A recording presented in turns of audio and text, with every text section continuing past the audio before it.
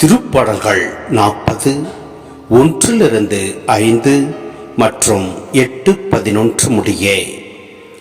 நான் ஆண்டவருக்காக பொறுமையுடன் காத்திருந்தேன்.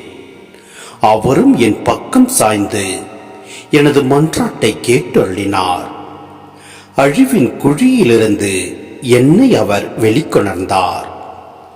சேறு நிறைந்த பள்ளத்தினின்று தூக்கி எடுத்தார். கற்பாறையின் மேல் நான் காலூன்றி நிற்க செய்தார். என் காலடிகளை உறுதிப்படுத்தினார். புதியதொரு பாடலை, நம் கடவுளை புகழும் பாடலை என் நாவினின்று எழச் செய்தார். பலரும் இதை பார்த்து அச்சம் கொண்டு ஆண்டவர் மீது நம்பிக்கை கொள்வர். ஆண்டவர் மீது நம்பிக்கை கொண்டவரே பேறு பெற்றவர்.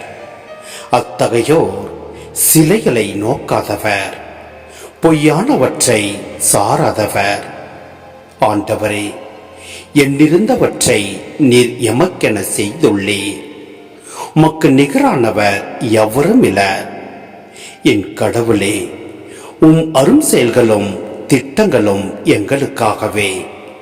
அவற்றை நான் எடுத்துரைக்க விரும்புவேனாகில் அவை எண்ணில் அடங்கா.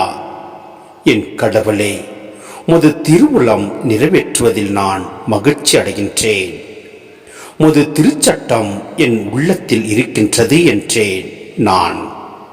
ஆண்டவரே, உமது பேரிரக்கத்தை எனக்கு காட்ட மறுக்காதேயும்.